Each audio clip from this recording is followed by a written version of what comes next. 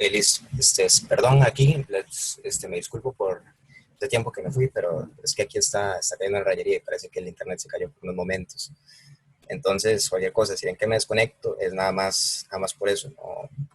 No es que los vaya a dejar ocupados, obviamente, ¿verdad? Entonces, ahorita es que me fui porque estaba tratando de acomodar todo y pues poner el internet para que no tengamos otro inconveniente de esos. Entonces, viendo las preguntas que fallaron con frecuencia, les está diciendo que están las que tienen figuras. Tenemos esta pregunta, por ejemplo, que dice, para todo n entero positivo se define el factorial de n denotado por n y un símbolo de exclamación. Yo más adelante en el curso les explico qué es un factorial más específicamente, ¿verdad? Y lo que ustedes tienen que tener en cuenta es que un factorial es multiplicar un número por todos los números anteriores a él. Entonces, por ejemplo, 3 factorial es igual a multiplicar 3 por 2 por 1. 5 factorial es igual a multiplicar 5 por 4 por 3 por 2 por 1. Y así sucesivamente. Entonces, en esta pregunta, lo que ustedes lo que les están pidiendo era calcular cuál es el resultado de las unidades al hacer 1 factorial más 2 factorial más 3 factorial más hasta llegar a 2010 factorial. Entonces, esta pregunta lo que quiere ver es si ustedes se ponen a hacer todo eso, ahora si ponen a calcular cuánto es 1 factorial, cuánto es 2 factorial, cuánto es 3 factorial y cuánto es 2010 factorial. Yo solo les digo que hacer esto es imposible hasta para una calculadora. Entonces, si es imposible para una calculadora, es casi completamente seguro que ustedes no van a poder hacerlo en el examen. Entonces, lo que ustedes tienen que encontrar al hacer este tipo de operaciones, cuando tenemos algo demasiado grande, es encontrar un patrón. Entonces, si encontramos un patrón, encontramos cuál es la respuesta. Porque el examen quiere ver cuál es su capacidad para intuir que hay un patrón cuando ustedes hacen esto. No les voy a explicar completamente cómo se soluciona, pero si ustedes se ponen a hacer cuánto es 1 factorial, más 2 factorial, más 3 factorial, más 4 factorial, más 5 factorial, más 6 factorial, se dan cuenta de que las unidades siempre terminan con el mismo número. Entonces, como ustedes ven que a partir de esa cierta suma, todos los resultados acaban en el mismo número, ustedes deducen, bueno, si veo que siempre está terminando el mismo número, seguramente cuando llegue hasta 2010 factorial, el número en el que acabe va a ser el mismo. Entonces, con eso ustedes dicen, esto es la respuesta correcta. Por lógica, es ese número en el que están terminando todos los resultados que estoy haciendo. En el caso de esta pregunta, ustedes tenían que darse cuenta que siempre terminaba en 3. Sin embargo, nadie la tuvo buena. No me preocupa porque en realidad es una pregunta muy difícil, ¿verdad? Si ustedes nunca han llevado, como les digo, cosas de razonamiento lógico matemático. Luego teníamos una pregunta de identificar cómo es la relación que se establece entre naturaleza y espíritu. En este caso, lo que se nos decía es que la naturaleza no es sin el espíritu ni es sin ella. Entonces, a partir de esto, lo que encontramos es que una necesita de la otra. Por lo tanto, la relación que se establece entre naturaleza y espíritu es una relación necesaria. Entonces, en este caso, solamente 2 personas la tuvieron buena. Después, la pregunta de la huerta no la vamos a revisar porque más adelante yo mismo la resuelvo en estas mismas diapositivas, entonces no hay ningún problema con eso. Igualmente, estas 2 últimas eran muy difíciles para que ustedes la hicieran. El miércoles, cuando les suba el solucionario, ustedes pueden revisarlo y el jueves vamos a venir aquí a resolver todo el quiz diagnóstico de una sola vez.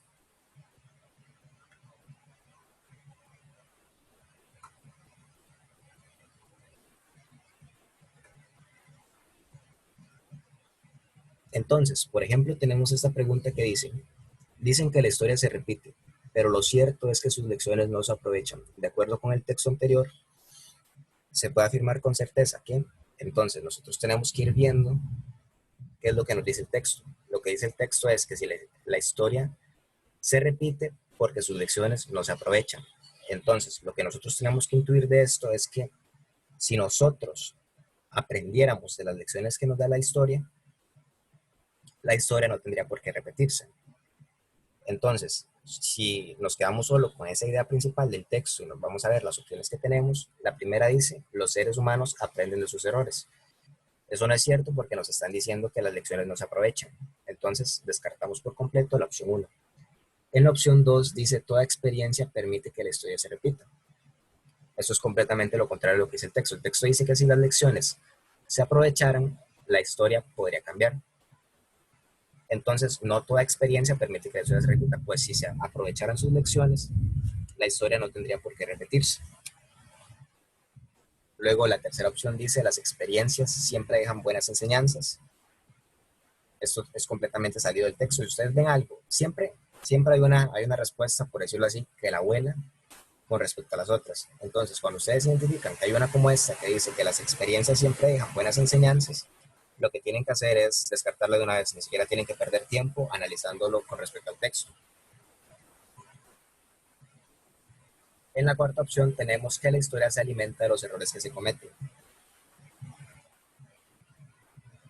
Entonces, algo que tenemos que notar es que en el texto en ninguna parte se habla de errores. Se habla de lecciones, pero no necesariamente que no se sigan las lecciones tiene que ver con que los errores se estén repitiendo.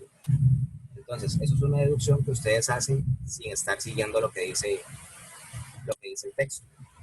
Entonces, si ustedes escogen esta, no se están apegando a lo que dice el enunciado. Y si ustedes no se apegan a lo que dice el enunciado, van a irse por una respuesta que es incorrecta. En este caso, la que tenían que marcar es la última, que dice, cuando se aprende la experiencia, la historia puede cambiar, porque el texto lo que nos dice es que como las lecciones no se aprovechan, la historia se repite. Por lo tanto, si nosotros aprovecháramos las lecciones de las experiencias que nos da la historia, podríamos cambiar su curso. Entonces eso es como todo lo que ustedes tienen que ir viendo cuando hacen las preguntas, sobre todo estas que son de comprensión lectora.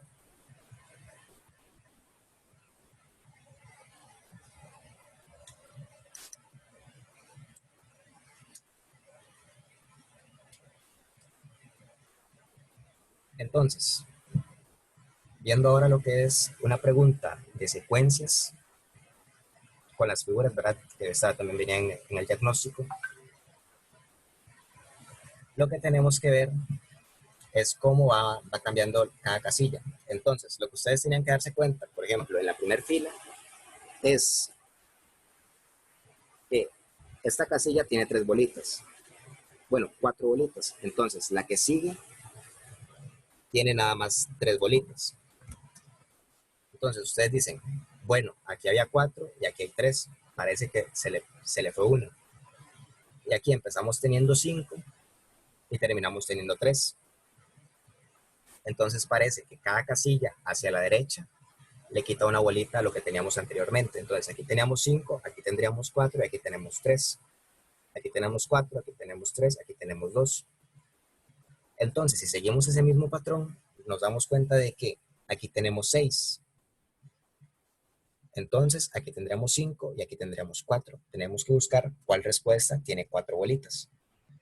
Entonces, las respuestas que tienen nada más 4 bolitas son la 1, la 2 y la 3. Entonces, descartamos la 4. Y luego tenemos que ver cómo crece o decrece mientras va hacia abajo. Entonces, aquí tenemos 4 bolitas, 5 bolitas, 6 bolitas. Entonces, cada vez que va hacia abajo, aumenta en 1 la cantidad de bolitas. Entonces, como dijimos que aquí llegamos a tener 2, aquí hay 3, aquí también hay 4. Entonces, ya estamos seguros de que en esta casilla tiene que haber 4 bolitas. Ahora hay que ver cómo se quitan y cómo se añaden. Si nos damos cuenta, aquí lo que se hace es quitar esta bolita y queda esta aquí.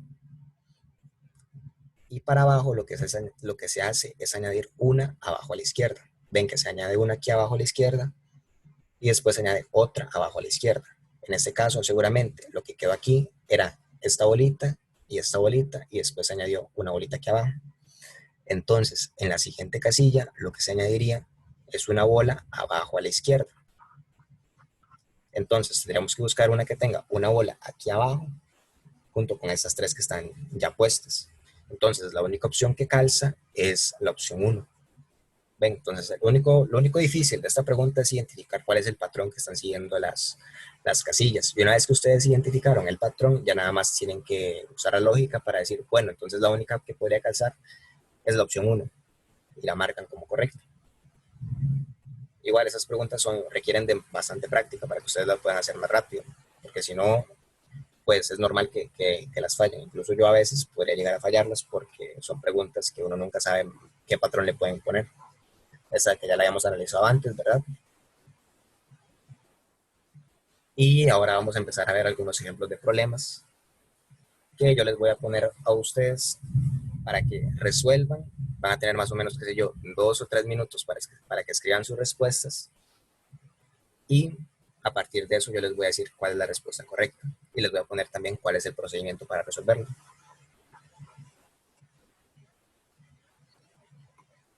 Entonces, tenemos aquí una figura donde hay un cuadrado que está dividido en varios rectángulos y un cuadrado que está en medio.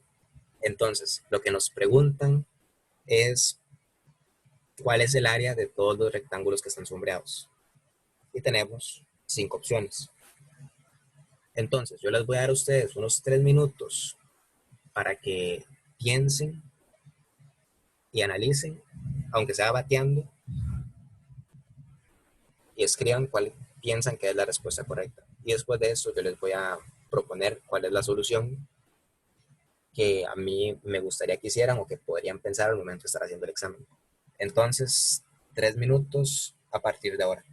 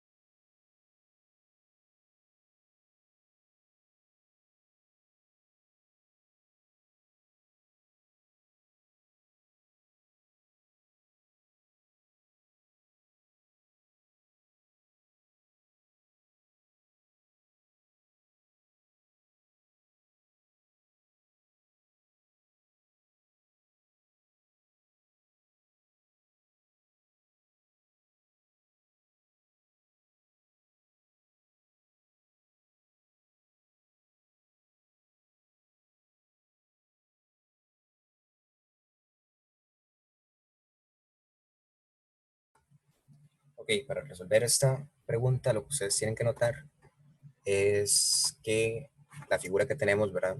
La grande, o sea, la que involucra todos los rectángulos, es un cuadrado. Entonces, el área de un cuadrado es lado al cuadrado. Entonces, el área de todo este cuadrado grande que tenemos es su lado al cuadrado. ¿Y cuánto mide el lado de este cuadro? Vemos que este rectángulo tiene un lado que mide A y este rectángulo tiene un lado que mide B. Entonces, como el lado del cuadrado es igual a A más B, el área de todo el cuadrado grande es igual a A más B al cuadrado, ¿verdad? Entonces, nosotros nos tenemos que dar cuenta de que el área que estamos buscando es el área del cuadrado grande menos el área de ese cuadrado pequeño, ¿verdad? Porque esta es la única región que no está sombreada. Entonces, lo que tenemos que hacer es restarle al área grande el área que está aquí en medio. Entonces, para eso tenemos que encontrar cuánto mide este lado. Entonces, nosotros tenemos que pensar y ver que esto que está aquí es lo mismo que agarrar todo el lado A y restarle esta parte de B. Porque ustedes ven esto para acá, todo este lado, ¿verdad? Desde aquí arriba hasta la mitad que tenemos aquí, ¿verdad? Abajo del cuadro blanco. Esto es A. Y esta parte que está aquí arriba es B. Entonces, si a este lado grande le quitamos esta parte chiquitita, lo único que nos queda es esto de aquí a aquí. Y esto de aquí a aquí, entonces, es el lado de ese cuadrado de en medio. Entonces, el área de este cuadrado de en medio va a ser su lado al cuadrado. Y como su lado es A menos B, su área es A menos B al cuadrado. Entonces, como lo que estamos buscando es el área sombreada nada más, lo que teníamos que hacer era restar el área del cuadro grande, que es A más B al cuadrado, A menos B al cuadrado, que es el cuadro que está aquí en medio. Entonces, la única respuesta que se acomoda a lo que les acabo de decir es la respuesta número 5. Para que lo tengan más claro, yo se los escribí, ¿verdad? Esto es nada más que todo para que ustedes lo tengan en palabras. Aquí está todo escrito. Entonces, como les digo, lo primero que tienen que recordar es cuál es el área del cuadrado. Si no se saben el área del cuadrado, creo que en el examen sale al final, para que no vayan preocupados por eso. Hay algunas otras fórmulas que sí es importante que se aprendan, pero las vamos a ver más adelante. Entonces, el lado del cuadrado grande es A más B, ¿verdad? Es A más B. Entonces su área, como es el lado al cuadrado, es A más B al cuadrado. Entonces, lo que les había dicho, para allá del área sombreada tenemos que darnos cuenta de que es igual al área del cuadrado grande menos el área del cuadrado chiquitito que tenemos aquí, porque es la única región que no está sombreada. Entonces, la clave con ese tipo de preguntas es que ustedes siempre se den cuenta que va a haber una parte que no está sombreada, y esa parte que no está sombreada es la parte que tenemos que restar. En este caso, como la parte que no está sombreada es el cuadro que está en medio, eso es lo que tenemos que restar. Entonces, vean que si yo al lado A le resto el lado B, o sea, al lado A yo le resto el lado B, lo que me queda es el lado del cuadro pequeño. Entonces su área es A menos B al cuadrado. Con esto ya tenemos todo para calcular el área sombreada. Entonces, como área sombreada es igual a área del cuadro grande menos área del cuadro pequeño, eso es igual a A más B al cuadrado menos A menos B al cuadrado. Y la respuesta es la opción 5. ¿Ven? Esto es lo que yo les estoy diciendo, que esto es A menos B. Eso es todo lo que tienen que plantear ustedes al momento de resolver este problema. Este problema igual es duro porque involucra lo que es saberse el área y saber cómo encontrar que esto es A menos B, pero después de eso ya es casi que un problema sencillo si tienen todo eso presente. Entonces, ahora pasemos a la siguiente pregunta. Esta pregunta es muy parecida a una que habíamos visto en el quiz de diagnóstico. Entonces, lo que nos preguntan es cuál es la menor cantidad de rectas que se necesitan trazar para dividir la siguiente figura en 6 partes, no necesariamente iguales. Es decir, ustedes tienen que pensar cuántas líneas podemos hacer, qué sé yo, así, así, así, o sea, de cuántas formas y cuántas líneas podemos hacer para que la figura quede dividida en 6 partes. Entonces, Ustedes pueden tratar de hacerlo, qué sé yo, con la herramienta que tenemos para dibujar aquí, o hacerlo en su cuaderno si lo tienen a mano, o qué sé yo, nada más pensándolo.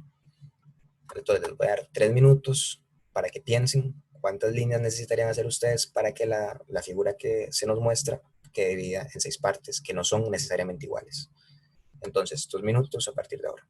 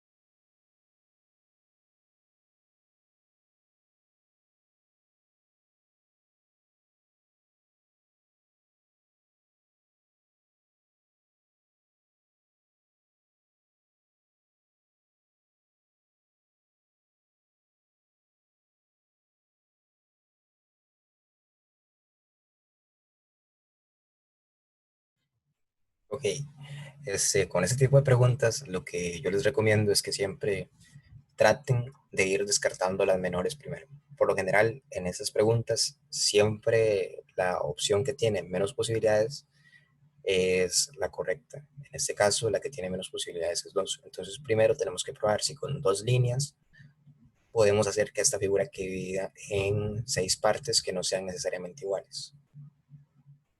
Entonces, hacemos la primera línea, ¿verdad? Con esta línea, yo divido la figura en 3 partes. Tengo una parte aquí y otra parte aquí. Entonces, tengo 3. Y con esta segunda línea, la divido en todavía más partes. Entonces vean que ya yo enumero cada área para darme cuenta de que sí tengo 6 áreas diferentes, porque si no tuviera 6 áreas diferentes, entonces lo estoy haciendo mal o tendría que pasar a probar si con 3 líneas lo puedo hacer.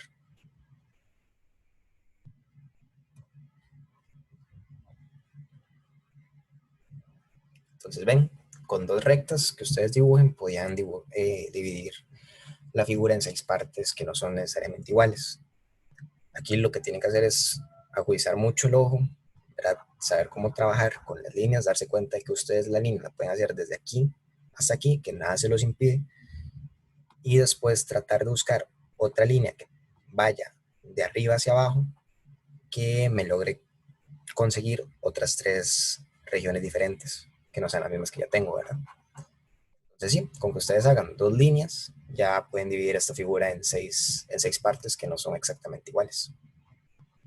Entonces, como les digo, el consejo mío es que siempre empiecen con la más pequeña, porque una vez que ustedes sepan que la más pequeña es una posibilidad, ya no tienen que hacer el resto, porque si se ponen a hacer el resto, pues van a estar perdiendo mucho tiempo. Entonces, esa no es la idea.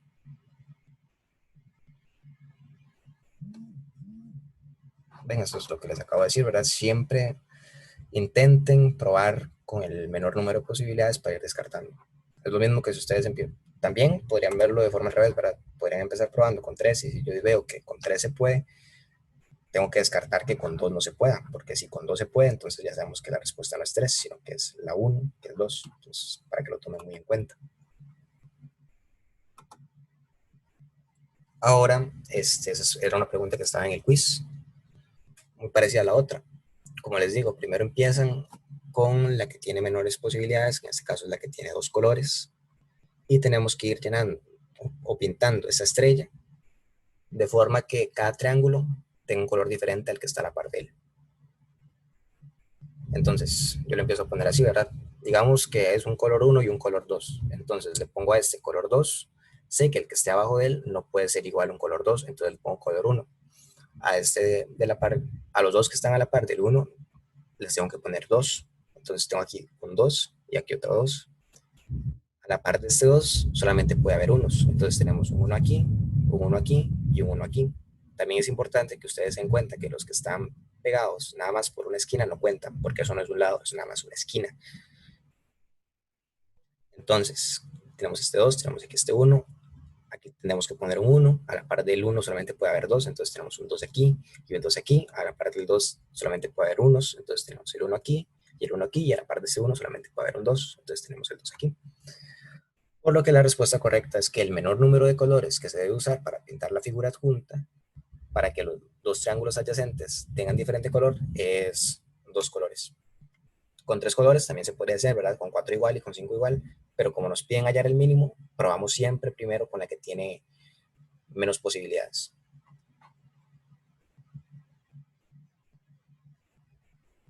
Entonces, a partir de lo que acabamos de ver, vamos a hacer ahora esta pregunta que es muy parecida, que lo que nos dice es cuál es la menor cantidad de rectas que se necesita trazar para dividir la siguiente figura en 6 partes que no son necesariamente iguales. O sea, es lo mismo que acabamos de ver en la pregunta anterior.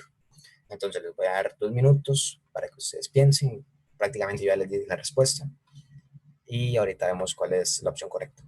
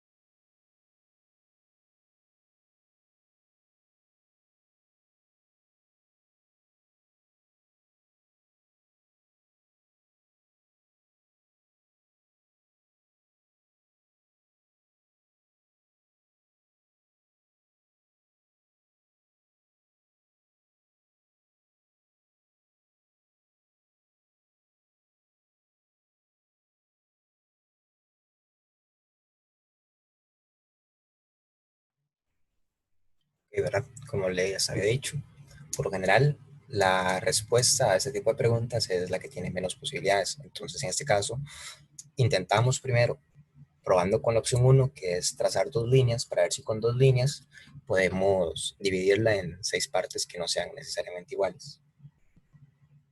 Entonces, yo dibujo, por ejemplo, primero esta línea y después dibujo esta.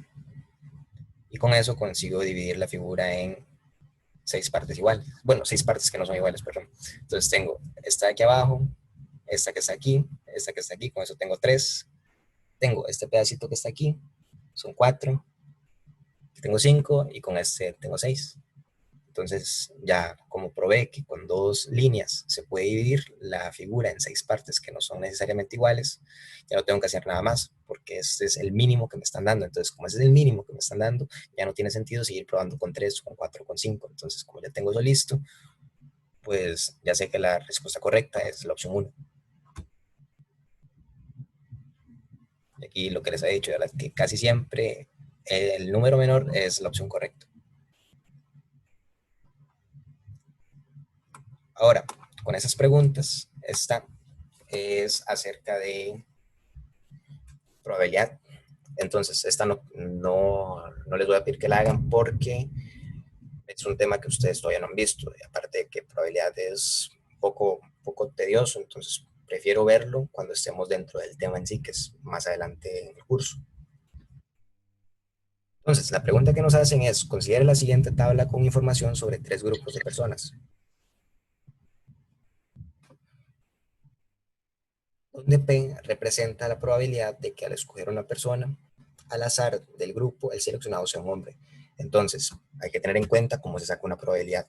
Una probabilidad se saca haciendo la división de los casos favorables entre el total de casos posibles. En este caso, aquí nos están dando la cantidad de personas y la cantidad de mujeres para la fila 1, ¿verdad? Ahorita vemos cómo hacemos con las otras. Entonces, como hay 20 mujeres y hay 50 personas, sabemos que los que no estén contados en mujeres tienen que ser hombres. Entonces, 50 menos 20 es igual a 30. Entonces, en este grupo, en el grupo uno, lo que hay son 30 hombres. Y la probabilidad de escoger un hombre de esas 50 personas sería hacer la división de casos favorables entre casos posibles. Donde tenemos que ver que los casos favorables son los hombres que estamos buscando, ¿verdad? Como el total de hombres son 30, ponemos 30 arriba. Vemos que aquí yo lo puse, ¿verdad? Y los casos posibles son 50 porque 50 son las personas que tiene ese grupo en total. Entonces, esta es la probabilidad de que una persona de ese grupo sea hombre. Entonces, hacemos la división, simplificamos, ¿verdad? 30 entre 50, sacamos décima arriba y décima abajo. Décima de 30 es igual a 3, décima de 50 es igual a 5. Entonces, la probabilidad de que en ese grupo una persona sea hombre es de 3 quintos. Entonces, X es igual a 3 quintos. Y lo que nos preguntan, bueno, la afirmación que se hace al principio es que X es mayor que un medio. Entonces ustedes tienen que saber cuánto vale una fracción. Es algo muy importante. Entonces, como X es 3 quintos, ustedes tienen que saber que un quinto es igual a 0,2. Entonces, 3 quintos es igual a 0,2 por 3 y 0,2 por 3 es igual a 0,6. Y un medio es 0,5. Entonces nos dicen que 0,6 es mayor que 0,5. Entonces, eso es cierto. Entonces, ya sabemos que esta afirmación es verdadera. Entonces, la respuesta correcta tiene que ser la 1, la 2 o la 3. Ahora, probamos con la segunda afirmación. La segunda afirmación nos dice que Y es igual a 30. Entonces, aquí lo que hacemos es reemplazar. Ponemos en vez de Y un 30. Entonces, como habría 30 mujeres y hay 40 personas, 40 menos 10 es la cantidad de hombres que hay. 40 menos 30 es la cantidad de hombres que hay, entonces hay 10 hombres. Entonces, para saber la probabilidad de hallar un hombre dentro de todo ese grupo, tendríamos que hacer 10 entre 40. Y 10 entre 40 es un cuarto. Y un cuarto no es igual a 3 cuartos. Por aquí nos están dando el 3 cuartos que nos debería dar. Entonces, como la probabilidad, si Y fuera igual a 30, no es la probabilidad que nos está dando el enunciado, sabemos que esa afirmación es incorrecta. Entonces, la descartamos y entonces ya sabemos que la opción 2 no puede ser correcta. Entonces estamos entre la 1 y la 3. que ver si la opción 3 es correcta o incorrecta. Entonces, en la tercera, si z fuera mayor o igual a 20, habría 10 o más hombres, por lo que la probabilidad sería mayor a un medio, que es mayor a un tercio, ¿verdad? Tienen que saber que en fracciones, cuando el numerador es igual, mientras mayor sea el denominador, menor es el número. Eso es nada más dato extra. No es muy importante que se lo memoricen, pero para que lo tomen. Entonces, z tiene que ser menor a 20 para que la probabilidad sea menor a un medio. De otra forma, no estaríamos calzando con la probabilidad que nos están dando aquí, que es un tercio. Entonces, efectivamente, la tercera opción es correcta.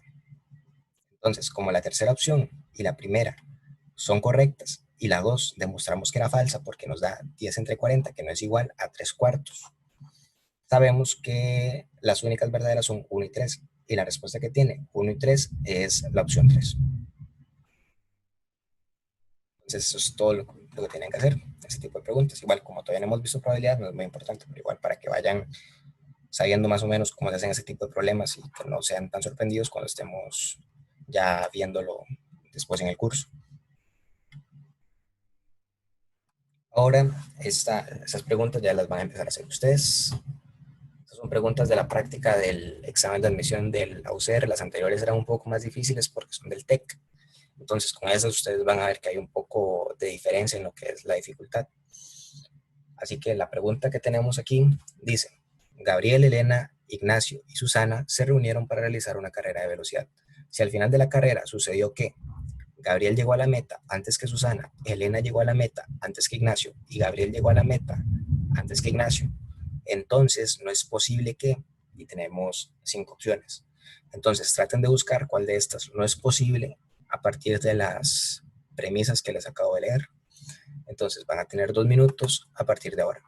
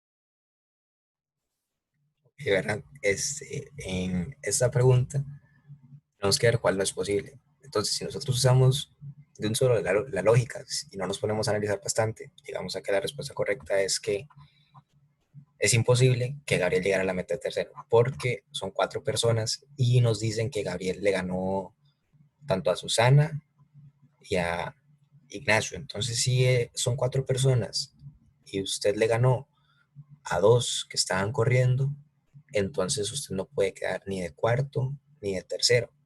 Entonces, no es posible que Gabriel llegara a la meta de tercero. Con eso ya sabemos que esa es la respuesta correcta. Sin embargo, si ustedes tuvieran alguna duda, una técnica que podrían hacer es ordenar el orden de llegada por letras. Entonces, sabemos que Gabriel llegó antes que Susana, Elena llegó antes que Ignacio y Gabriel también llegó antes que Ignacio. Entonces, sacan que posibles llegadas de ellos fueron que Gabriel llegó antes que Elena, Ignacio y Susana. Entonces, tenemos como todas las posibilidades que se sacan a partir de las tres premisas que tenemos, pero una que no es posible de ninguna forma es que Gabriel esté de tercero. Ven que ninguna está en la tercera posición. Entonces, con eso ya sabemos que esa es la respuesta correcta. De igual forma, si buscamos que Elena llegara a la meta de segundo, es posible porque tenemos aquí a Elena de segundo, y aquí también tenemos a Elena de segundo. Susana de tercero, tenemos a Susana de tercero aquí y a Susana de tercero aquí. Tenemos a Ignacio en tercero, sí, está aquí y está aquí. Y Susana de segundo la tenemos aquí. Entonces, como ya sabemos que todas estas son posibles, todas las otras opciones, pues por descarte la única que no encontramos fue la tercera opción. Entonces la respuesta correcta es la opción C o la opción 3, como lo quieran ver. Sí, esta pregunta es muy sencilla, nada más es de ver esto, ¿verdad? Que si Gabriel le ganó a dos personas en la carrera de cuatro, tuvo que haber llegado de segundo o de primero.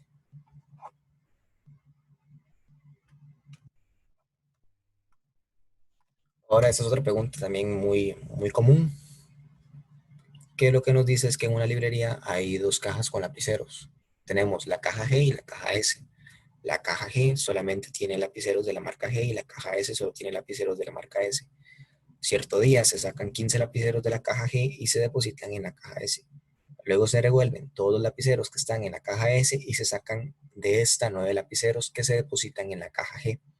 Entonces sucedió con certeza que en la caja, y tenemos distintas proposiciones y tenemos que encontrar cuál ocurrió con certeza a partir de lo que les acabo de leer. Entonces voy a darles un par de minutos a partir de ahora para que escriban cuál piensan que es la respuesta correcta.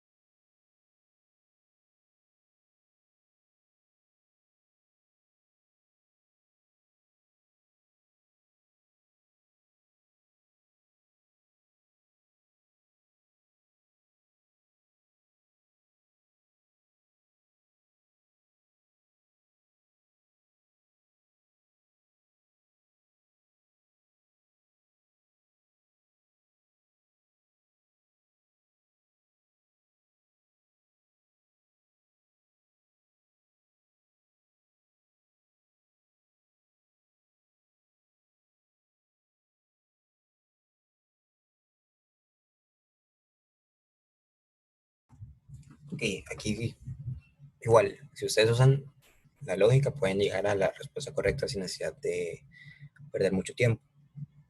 Lo que yo les recomiendo es que se imaginen que ustedes están en la situación. Entonces, tenemos una caja G donde no sabemos cuántos lapiceros tiene, pero sabemos que sacamos 15 y los pasamos a la caja S. Después, sacamos 9 lapiceros de la caja S y los pasamos a la caja G. Tampoco se nos dice en ningún momento cuántos lapiceros tiene la caja S. Entonces, cabe la posibilidad de que los 9 lapiceros que saqué eran los únicos 9 lapiceros que tenía la caja S y que esos 9 lapiceros que pasé fueron todos los que quedan, todos los que eran S en la caja S. Entonces, con eso yo no puedo afirmar que en la caja S quedó al menos un lapicero de la marca S, porque en ningún momento nos dicen cuánta es la cantidad de lapiceros que hay en cada caja. Sin embargo, podemos pensar, yo al principio pasé 15 lapiceros y después pasé 9 lapiceros, no pasé 15. Entonces, no hay forma de que haya devuelto los 15 que pasé al principio. Entonces, con seguridad, en la caja S quedó al menos un lapicero de la marca G. Entonces, la respuesta correcta es la opción D, porque las otras, como no tenemos los datos suficientes para afirmarlas, no podemos decir que sean las opciones correctas. Pero con certeza, como al principio pasamos 9, al principio pasamos 15, después solamente pasamos 9, no hay forma de que hayamos podido devolver los 15 que pasamos la primera vez. Entonces, la respuesta D es la opción correcta. Además es de ponerse ustedes mismos en la situación y considerar eso, ¿verdad? Que no sabemos cuántos lapiceros hay en cada caja al principio.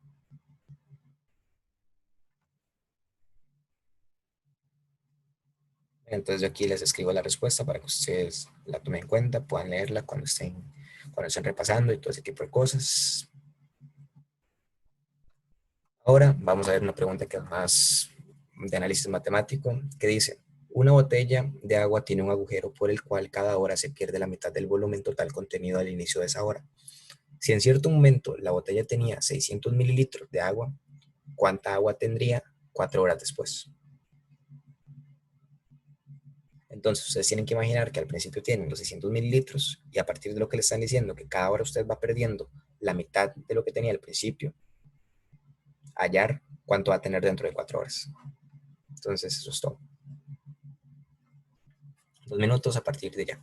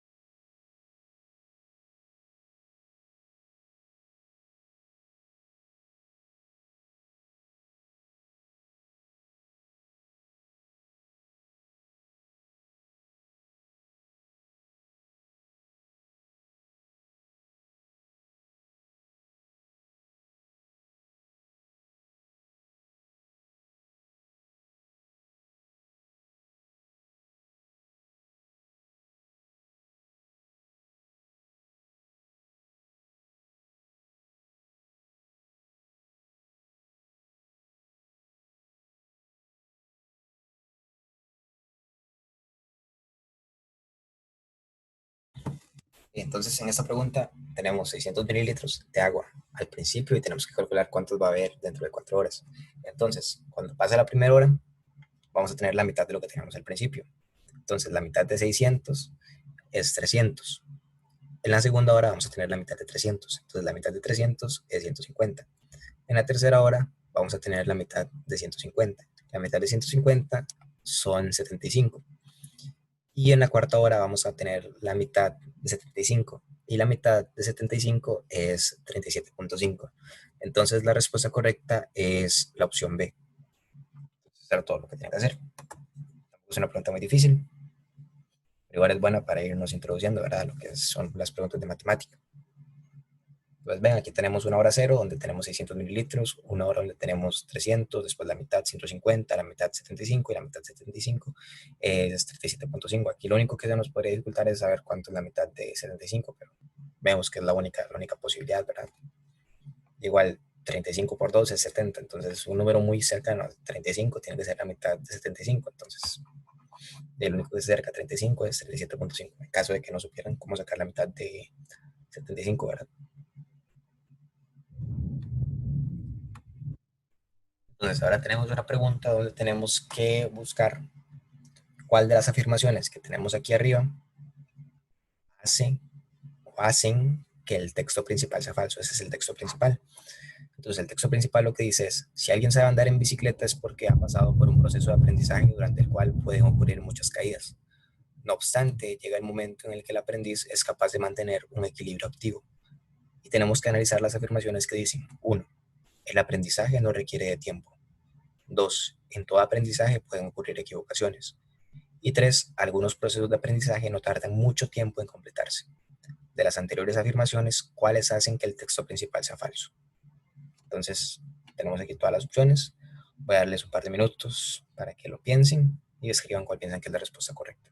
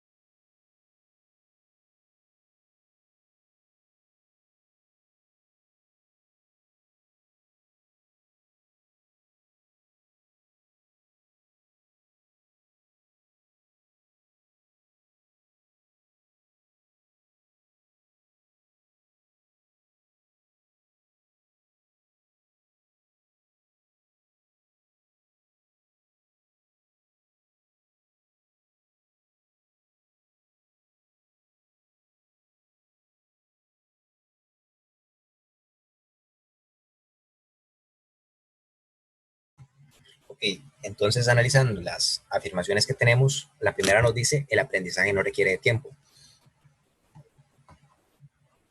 Si nos vamos a ver lo que dice la pregunta, El texto lo que nos indica es que si alguien sabe andar en bicicleta es porque ha pasado por un proceso de aprendizaje. Todo proceso requiere tiempo. Aunque no se dice cuánto, requiere tiempo. Entonces, esta no concuerda con lo que dice la pregunta o el texto principal. Entonces, como esta no concuerda, esta hace que el texto principal sea falso. Entonces, buscamos las respuestas que tengan la opción 1 y vemos que la respuesta correcta puede ser la 1, la 4 o la 5. La 2 dice, en todo aprendizaje pueden ocurrir equivocaciones.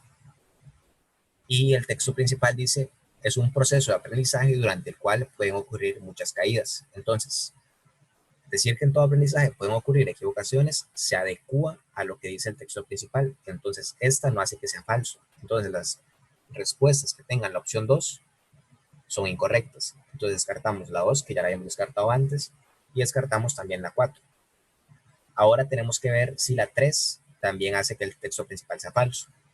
Entonces, la 3 dice, algunos procesos de aprendizaje no tardan mucho tiempo en completarse.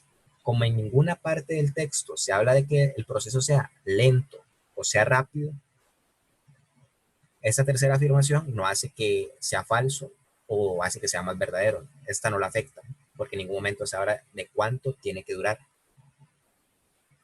¿Ven? Entonces ahí está el truco. Si ustedes se van por esta, van a marcar la respuesta número 5. Sin embargo, la respuesta correcta es la opción 1, porque como en ninguna parte se habla de cuánto tiene que durar ese proceso de aprendizaje, no podemos decir que la tercera opción lo haga falso.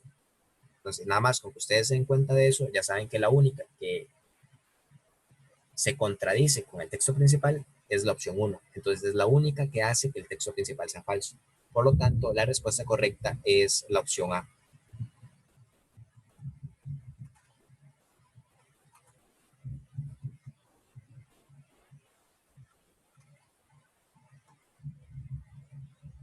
Entonces, yo aquí les escribo, ¿verdad? Cómo yo lo solucionaría para que ustedes lo tomen en cuenta cuando estén haciendo el repaso.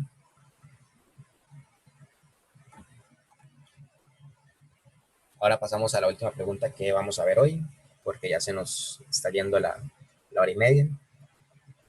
Les voy a dejar una tarea antes de que nos vayamos. Entonces, les voy a leer la pregunta y ustedes tienen que escribir cuál piensan que es la respuesta correcta. Entonces, la pregunta dice, al ser humano debemos entenderlo como persona y como miembro de un grupo. Según el texto anterior, el humano es un ser y tenemos las distintas opciones, ¿verdad? Individual y social, biológico e integral, etcétera, etcétera, etcétera. Entonces, van a tener 3 minutos a partir de ahora para que escriban cuál piensan que es la respuesta correcta.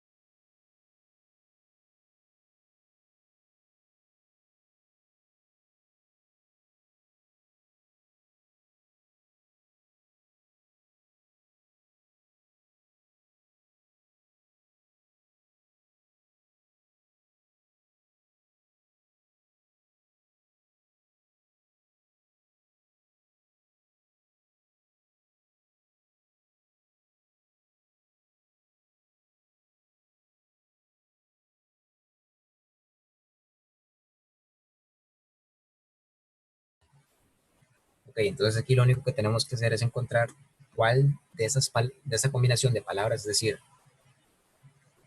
individual y social, biológico e integral, unificado y complejo, particular y universal, o anatómico y psicológico, coincide con decir que el ser humano es una persona y miembro de un grupo. Entonces, al hablar de un miembro de un grupo, lo que uno identifica es que la persona es alguien social. Entonces, descartamos las opciones que dicen psicológico porque esa completamente nada que ver. Universal también porque ser parte de un grupo no significa que usted sea una persona universal. Por ejemplo, nosotros somos parte de un grupo, pero eso no significa que seamos, o sea, que seamos universales solo por eso. Entonces, lo descartamos. Complejo también, no tiene nada que ver ser parte de un grupo con ser alguien complejo. Entonces, también lo descartamos. Integral tampoco tiene sentido para relacionarlo con ser parte de un grupo. Entonces, es una opción que también queda descartada. Y social tiene sentido porque una persona que es miembro de un grupo está relacionándose con otras personas. Y al relacionarse con otras personas está siendo un individuo social. Y una persona es un individuo. Un ser biológico no necesariamente tiene que ser una persona, entonces también lo descartamos. Lo mismo con un ser unificado, particular, anatómico. Entonces, como la única que calza es la opción uno y ya descartamos el resto de opciones, sabemos que la opción uno es la respuesta correcta. Entonces, muy bien, todos los que marcaron la opción A. Y con eso terminaríamos la primera clase de hoy. A partir de este momento ya pueden empezar a hacer las prácticas de los quizzes o las clases. Cualquier duda que tengan, nada más me la escriben al correo electrónico o por el aula virtual igual. Y la tarea sería hacer la clase uno, 2 y 3 para el jueves. Y el jueves lo estaríamos revisando. Son nada más como 8 preguntas cada una, entonces son 24 preguntas. Pueden hacer 8 por día y con eso estaríamos listos para venir a la clase del jueves y repasar todo lo que sean dudas y resolver las 3 clases. Entonces, muchas gracias por haber estado aquí. Nos vemos el jueves a las 5 de la tarde.